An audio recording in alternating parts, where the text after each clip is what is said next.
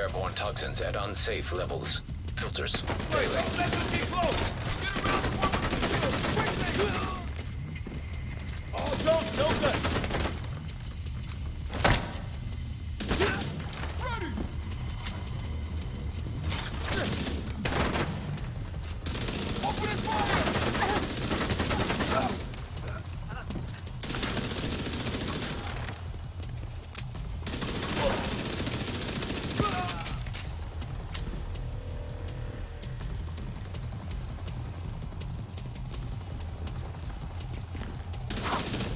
All set. Gearing up.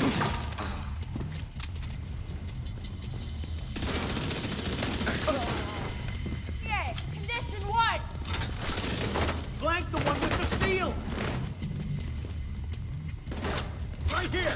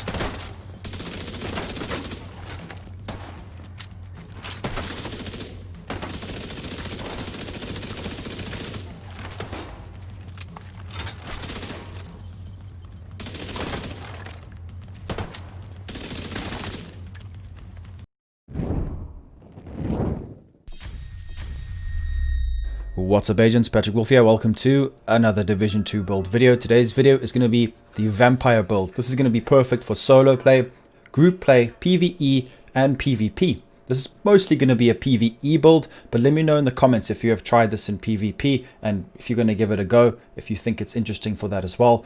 This is going to be great to keep yourself alive. I wanted to make use of the Backfire SMG. I don't see a lot of people using it these days. It's extremely strong, 200% critical hit damage. It's not easy to mitigate the bleed through hazard protection modifications on your gear pieces. With this build, it's a very straightforward one, okay, but few pieces that make it extremely potent. There's certain things you need to take note of, so I'm going to explain all of this in a minute. So what the whole point of this build is to get up close to enemies, get up to 50% armor every second. It's about 48% armor every single second. We are within 5 bleeding NPCs. So from 0 armor to full armor takes 2 seconds with 1 bullet, and we are completely immune to bleed, and we have over 270% critical hit damage. Let's get straight into this, guys. So the specialization we're going to be utilizing is the Technician, because with any kind of solo build you want a shield that is quite strong, and the Artificer Hive is too good. Our shield can take huge amounts of damage in legendary missions. You can just stand there, pull your shield out, and the NPCs can shoot it, and it just regenerates. I really do recommend this. Also, when you drop it down next to you, Faraday field stops you from actually getting shocked or disrupted, which is extremely good, because that could end up in could be problematic for you, especially when the NPCs have got specialized ammo which can disrupt your shield instantly. So this will mitigate that completely. Also, we get extra armor when we throw our skill, and extra skill tier that adds towards our shield, and whatever other skill you want to utilize as well. I put SMG damage because this is going to be mainly an SMG build. So let's get straight into the actual build description and each individual piece. So remember, all my builds are templates for you guys to work upon, adapt, use them as ideas, change it up to suit your own playstyle. So this is going to be a Backfire build in which we spread the bleed to NPCs as much as possible. Like I said before, this is going to be mainly PvE. you can go solo the summit with this, no problem. It's great in the summit because we want NPCs to be close together and we want to be up close to them. So the whole point of this is to run up, get near the NPCs and focus on groups of NPCs when they spawn with the backfire SMG. If you guys don't have it, make sure you try and get this. Get it from the season. It's extremely potent and I recommend it. Let's go through how this, the main playstyle with this is. Ridgeway's Pride allows you to shoot an NPC and put them on the bleed, or agent, anything like that. Put them on the bleed within 15 meters of you.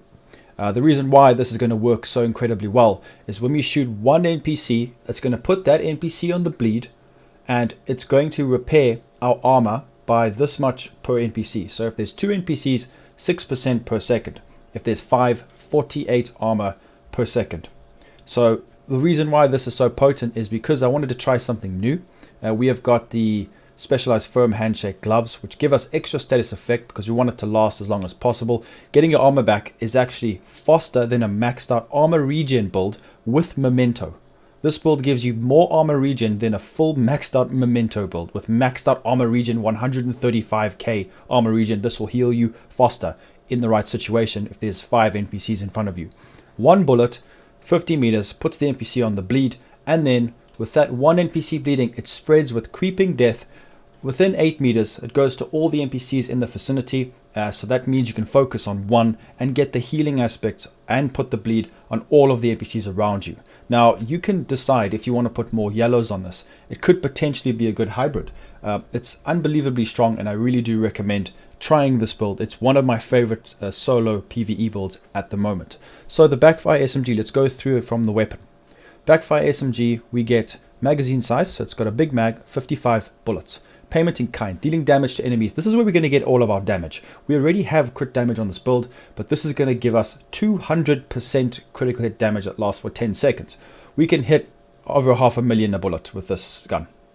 On reload, it applies a 10-second bleed to yourself.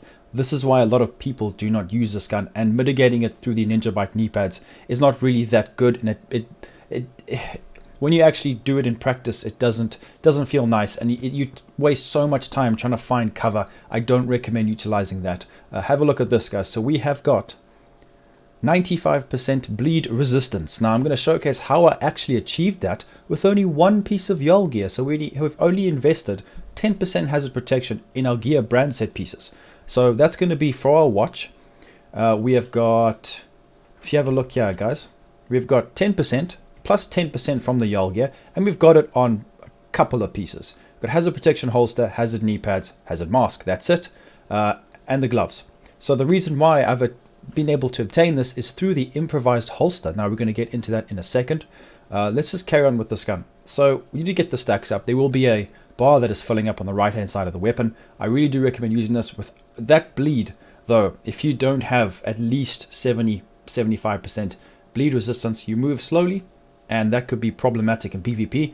And if you take the damage, it can be a lot of damage if you're running glass cannon or you're running an all red build. So you don't want to be squishy if you don't have maxed out hazard protection for bleed. You do get bleed resistance mods like I'm going to showcase now in a second. Secondary, you can use whatever you want, completely up to you. Just make sure your crit chance is 60%. Pistol, same there as well. So let's go through each individual piece. So I wanted to make sure I'm immune to the bleed like we were talking about earlier. So the YOL gear mask gives us 1%, which is, sorry, 10% hazard protection from the one piece. Armor, hazard protection, crit chance, that's perfect. And every single mod slot, there are 1, 2, 3, 4. We have put bleed resistance in them. So hopefully you guys can get bleed resistance now. Ridgeway's chest piece, make sure you go and farm this. It is quite difficult to obtain. I would recommend going to the, well, you have to go to the summit and trying to do it through a friend. So there are guides and that on the internet and on Reddit if you guys want to go and look at that. The fastest way is to get a teammate who's already got it and let him help you get through it, because it can be very difficult to have to do it all over again. I think it is a bit easier now to obtain it since TU 11.1, but just have a look and double check about that one. So we've got bleeding edge. Shooting enemies within 15 meters applies bleed to the target. Repair 3 to 48% of your armor per second. This is really, really strong for every enemy that is bleeding within 50 meters. So the more armor you put on, the quicker you actually heal. So if you've got 2 million armor and you shoot one bullet, you are absolutely never going to die. You can run it in circles around legendary NPCs and they will not kill you. It is the most efficient way to heal yourself in this game, period. Even the healing hives do not heal you as fast as this when there's 5 NPCs within 50 meters that are bleeding. It's ridiculous. So just give it a try. It's very nice for new players if you want to keep yourself alive. So just make sure you really get this as quick as possible, because if you don't have it, I feel bad for you guys, because this is a really fun piece and there are lots of builds around that utilize this. So let's go through. Well, it has crit chance, crit damage, and weapon damage. So it would be nice if we could change it to armor on the top core tribute, but hey, we can't be too fussy. So now the holster. If you guys aren't aware, I have mentioned these holsters. There's improvised gloves, knee pads, and holsters. I've mentioned this a couple of times in my guide videos, on my live streams. I've showcased 80% protection from elites a few times on my live streams, and max crit damage mods on all of the pieces, all 6 pieces, putting mods on. But I don't recommend going full on improvised. It's not the greatest. I'm probably going to do a video about that, because I see a lot of people are running improvised gear pieces, which is good in certain situations but not the greatest. So the reason why I've got the one piece is because we have got hazard protection plus an extra mod slot where we can put extra bleed resistance while still having crit chance, or if you want, crit damage, and then armor as a core attribute. So it's very nice. If you guys didn't know, there are improvised knee pads and improvised gloves. I don't have them on me right now, but I did craft them. So you can also swap it around if you need to, but I would recommend using the gloves that I've got. So you can actually mod these gloves as well, but that'll be for another video another day. So try and get the one piece. The holster is the best because it is probably the least important slot in this build. That's why I've chosen it there. Try and get hazard protection if you can. It's completely up to you though what pieces you have. The backpack's going to be Circle of Concern. We want the 1 and 2 piece for crit damage. If your secondary piece is Grupo, that's fine. It's also 15% crit damage. Crit chance, weapon handling is not great. I wish I could have crit damage there. Bleed, resistance, and then creeping death. Now, there are a few different ways you can run this. You can use the Eclipse Protocol backpack, which amplifies 30% weapon damage to enemies. You will get so much more damage if you use this backpack, but also you would have to shoot around the room to get the NPCs on the bleed. With the way I've got it set with creeping death, it is when you apply a status effect, it also applies to all enemies within 8 meters of your target. 8 meters is a bigger radius than you think, and you will just get absolutely healed so much. So I do recommend giving this a go. If you want more damage, put the Eclipse, or you can also put another talent that I will showcase right now. Let's go into my stash. I don't have it on me. It is right here. So make sure you guys put this one on if you want to give it a go. Wicked. It gives you extra weapon damage for quite a long time, so under half a minute. That's the perfectly wicked. So it's completely up to you if you want to get more damage or more survivability. This is probably the best for solo. If you're playing with a team, maybe even with a healer, then I would put Eclipse Bag or put a Wicked on. So it's completely up to you guys. The gloves are going to be very important. Firm handshake. Make sure you utilize these because the enemies... Okay, so status effect, what happens is the more status effect percentage you have, the longer the enemies bleed for, and the higher the damage per tick is of that actual bleed. So we have an extra 15%, which is good. We don't want to go fully spec'd into it, but I do recommend using this. Why? Because it's also Circle of Concern, which gives us an extra 15% crit damage, and then I've got my hazard protection rolled in there as well, so it just makes sense. On the knee pads, we have got the Fox's Prayer, best in slot, more damage, hazard protection, 10%. Damage targets out of cover, one of the best in the game, 8% over there, and we've rolled it as a red. So the 1.1 million armor is just so I can hit a bit harder to get the NPCs down as quick as possible. You can make this you can be as tanky as you want. It's completely up to you. You can change this build up a lot. I really believe that this is a great template for you guys to work upon and just change it up and have fun with it. So the Artificer Hive, I used it because I wanted to heal my shield. So you can use a Bleed Hive, that would be really strong as well. That's completely up to you. Shield as well, I'm just using this. It's a tier 3, it regens all the time. So just go for whatever skill you want. Make sure you guys put damage bonus 5% and then shield health and another shield health mod. On the stats, let's have a look at this. 59% crit chance, very nice. 76 plus 200. We have 200% crit damage most of the time. So that's 276.1% crit damage.